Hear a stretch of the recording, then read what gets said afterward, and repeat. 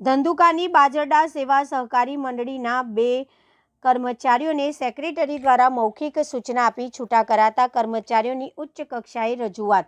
અમદાવાદ જિલ્લાના ધંધુકા તાલુકાના બાજરડા ગામે આવેલી સેવા સહકારી મંડળીના કોમ્પ્યુટર ઓપરેટર તરીકે ફરજ બજાવતા રસુલભાઈ અલારખભાઈ સંઘરિયાત અને પટાવાડા ઈસબભાઈને 2 ઓક્ટોબરના રોજ યોજાયેલી વાર્ષિક સાધારણ સભા બાદ આ બંને કર્મચારીઓને સેક્રેટરી દ્વારા મૌખિક રીતે કહેવામાં આવ્યું હતું કે આવતીકાલથી તમે નોકરી ઉપર આવતા નહીં, જેથી આ બંને કર્મચારીઓ દ્વારા પોતાને છૂટા કર્યા તે અંગે લેખિત ઠરાવની નકલ કે જવાબ આપવા માટે રજિસ્ટ્રાર પોસ્ટ એડીથી સેક્રેટરી અને જિલ્લા રજિસ્ટ્રાર સહકારી મંડળી અમદાવાદ સમક્ષ લેખિતમાં રજૂઆત કરી હતી। તેમ છતાં આ કર્મચારીને યોગ્ય જવાબ ન મળતા કર્મચારીઓ દ્વારા અમદાવાદ ગ્રામ્ય જિલ્લા સહકારી રજિસ્ટ્રારને રૂબરૂ મળીને સંબંધિત બાબતે રજૂઆત કરી હતી, જેથી જિલ્લા રજિસ્ટ્રાર દ્વારા આ બંને કર્મચારીઓને નિયમ મુજબ લેખિતમાં જવાબ પાઠવવા માટે બાજરડા સેવા સહકારી મંડળીના સેક્રેટરીને 2 નોટિસ ફટકારી હોવા છતાં સેક્રેટરી દ્વારા લેખિતમાં જવાબ આપવા માટે ગલ્લા તલ્લા કરવામાં આવી રહ્યા છે।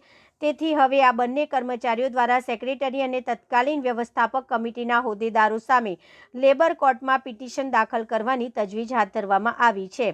આ અંગે અમદાવાદ જિલ્લા રજિસ્ટ્રાર કચેરીના સૂત્રોના જણાવ્યા અનુસાર બંને કર્મચારીઓને જવાબ પાઠવવા માટે સેક્રેટરીને 2 નોટિસ આપી છે અને મંડળીના વહીવટદારને પણ ટેલિફોનિક સૂચના આપી છે। તેમ છતાં છૂટા કરેલા કર્મચારીઓને જવાબ નહીં આપે તો આગામી સમયમાં સેક્રેટરીના કારણે દર્શક નોટિસ આપી તેની સામે કાર્યવાહી કરવામાં આવશે। બ્યુરો રિપોર્ટ, આર પાર ન્યૂઝ।